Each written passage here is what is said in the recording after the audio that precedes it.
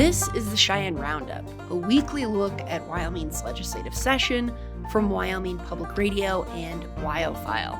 I'm Maggie Mullen, WyoFile state government and politics reporter, and with me are both Chris Clements and Jordan Uplinger, Wyoming Public Radio's dashing duo of State House reporters. Good day to you. And also to you as well. It's Friday morning, about 10, and before we dive into our episode, we want to take a moment to recognize the passing of a towering Wyoming political figure, Al Simpson. He was a state lawmaker, 3-term U.S. Senator, and a larger-than-life Wyomingite. Yeah, we want to thank him for his years of service to the state. So the legislature is adjourned. And the governor has a week to sign or veto any remaining bills on his desk. And we're all here today to share our key takeaways about what happened over the past 2 months and where the state goes from here. That's right. Maggie, want to kick us off? I sure do. Okay, so one dynamic that really stuck out to me was Governor Mark Gordon's red veto pin versus the legislature. Heading into session, it remained to be seen how willing Gordon would be to use his veto powers. Remember, he's coming off an election season where many of the lawmakers he backed lost their races, and the Wyoming Freedom Caucus took control of the House. But what became clear from week 1 was that many lawmakers came into the session wanting to right some wrongs they saw from last year's budget session. By right some wrongs, you mean like try again for some of the things Gordon had vetoed. Exactly. So that first example, the failed supplemental budget bill, when lawmakers started working on it on the first Friday of the session, they added back language he had struck 10 months before. The move was highly unusual. For those of you who've been following along, you know the Senate ultimately tanked the budget, sinking those additions with it. But this was just a hint of what was to come. At recording time, Gordon had vetoed 7 bills and exercised his line item veto powers on 2 more. The legislature attempted to override 6 of those rejections, 5 stuck. 10-sleep Republican Senator Ed Cooper said that was a big deal during a Senate debate about whether to override a bill requiring transvaginal ultrasounds before getting prescribed abortion pills. This is probably one of the most serious things we do in this body. And normally I don't do that. In fact, I don't know that I've ever done that. But in the end, Cooper said this time was different. He voted with 21 other lawmakers to override the governor's decision. The override window closed when lawmakers adjourned, so whatever Gordon does now with the bills remaining on his desk will stick. Maggie, I also saw tension between the legislature and the governor when it came to gun-free zones. Yeah, so Gordon let that repeal become law without his signature. In a letter explaining his decision, he laid into the legislature's, quote, lackadaisical effort to openly debate and work on the bill before they sent it to him. Worth noting, Gordon vetoed a very similar bill in 2024. He said it was tempting to copy and return his same veto letter and basically called it a power grab. He said lawmakers are making where guns can be an issue of the legislature, whereas Gordon thinks it should be up to local jurisdictions. Then, the Wyoming Republican Party kind of shot back after Gordon vetoed the abortion ultrasound bill, cheering on the legislature for overriding it. And in another email, the GOP said Gordon vetoed 6 bills that aligned with the party's priorities. So definitely some tension simmering like a pot of soup. So, Jordan, you've been reporting on how successful the Freedom Caucus was with its first session, holding the majority in the House. Yes, and I think the headline there, too, is tension. Freedom Caucus leaders like Chair Rachel Rodriguez-Williams from Cody are looking at this session as a success. Just like President Trump is bringing common sense change to Washington, the Wyoming Freedom Caucus is bringing common sense change to Cheyenne.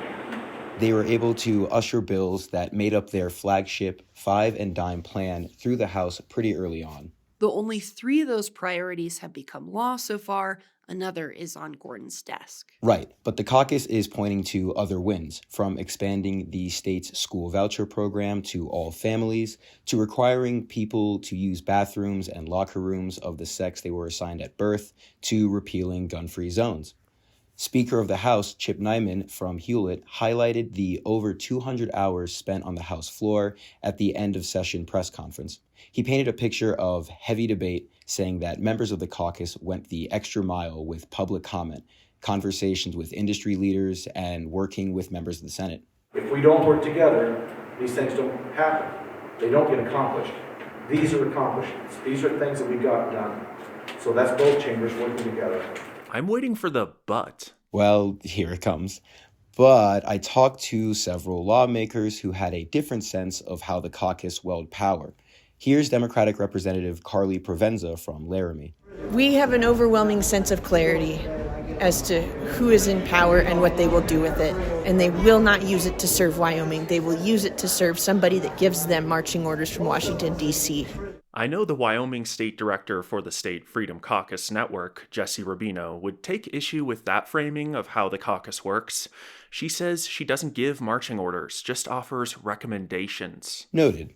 And I also talked to Laramie Democratic Senator Chris Rothfuss, who said the session was all about trying to fuel a populist desire and passion of constituents. As opposed to actually addressing real problems. We have a 19-page bill on bathrooms that passed both chambers, for example. Rothfuss was particularly concerned with the financial situation of the state, citing a lack of cooperation between the Senate and House when working on tax bills. He's worried about what local governments will do without getting reimbursed for that 25% property tax cut. And I didn't just hear those criticisms from Democrats. Republican Representative Landon Brown from Cheyenne said compared to some previous years, I think what we saw was less debate, less willingness to compromise, and ultimately just kind of bad policy making for the state of Wyoming from the House side. There were some contentious moments in the session, but Brown wanted to see more pushback and more debate, both on the floor and within the ranks of the Freedom Caucus. Well, they will soon have the chance because the interim is coming up. Indeed, the legislative off-season. Huzzah! This is when joint committees made up of senators and representatives meet to study and discuss policy issues with more time than what's allotted during the hustle of the session. As a reminder, bills drafted during the interim get worked up by lawmakers, state agencies, the public, and other stakeholders for about 8 months leading up to the session. So they're coming in pretty well vetted, and they used to breeze through the process. But in the past couple years, and we've talked about this before, we've seen a lot of interim committee bills die. This year, like last year, that happened to a bunch of bills. Worth recognizing that the interim bills from last year were technically drafted by a different iteration of the legislature, and a lot of the people who worked on them are no longer in office. Sure, but it's been a real point of frustration for some over the time, expertise, and taxpayer money spent on those meetings.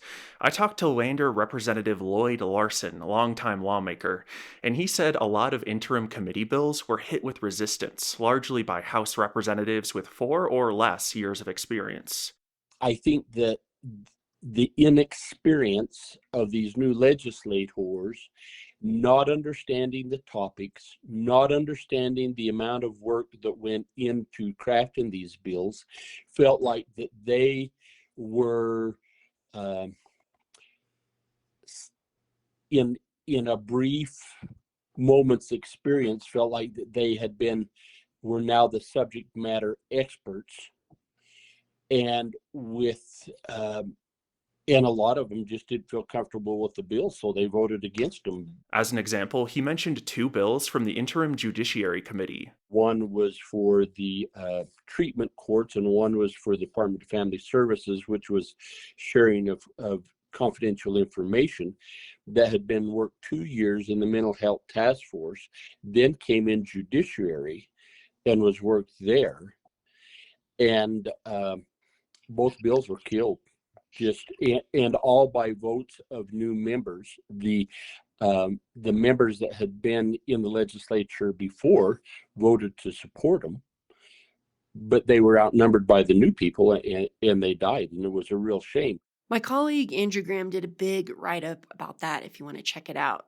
Losing legislation like this is kind of leading Larson to wonder. You almost look back in the rearview mirror and say, why did we hold those interim meetings? On the flip side, former Freedom Caucus Chair Representative John Baer from Gillette said to expect a different type of interim process this summer. Probably for decades prior, there was much more focus on supporting the government, whereas this legislature, it's much more about supporting the people that have sent us to the legislature to represent them. With the Freedom Caucus squarely in control of the House, I'll be watching to see how the interim session goes and what that means for committee bills' viability next year. We won't know until April 8th what topics they'll take on. Right, and here's how the process works. Right before the legislature adjourned, the joint committees met to discuss proposed topics. They worked to narrow down their top priorities, but before they can proceed, they must get approval from the Management Council at its next meeting. So anything they've proposed catch your eye, Mullen? Several Joint Judiciary members suggested reviewing obscenity amendments related to minors' access to sexually explicit material. That's connected to efforts to limit what's available in school and community libraries. Creating a natural disaster program in Wyoming was also proposed. The desire to improve the state's response to disasters is timely, given last summer's wildfires and ongoing tensions between the governor and the legislature about how to fund the recovery effort. Plus, the Trump administration has floated dismantling FEMA. How about you? School discipline, including the use of restraints and solitary confinement, was on the Joint Education Committee's proposed topics list. And First Lady Jenny Gordon asked the Education Committee to look at school nutrition. Summer nutrition assistance for children was also on the Labor and Health Committee's list. You can follow our ongoing legislative coverage at wyomingpublicmedia.org and WyoFile.com. Thanks to everyone listening, and of course to you two for making it such a great series. We did it. And now, a vacation. You're telling me, Jordan. This has been the Shine Roundup, your weekly look at what lawmakers are up to during the 2025 legislative session from Wyoming Public Radio and WyoFile. We will be back next year for the legislature's budget session. Editing and producing by Tennessee Watson and Nikki Willett.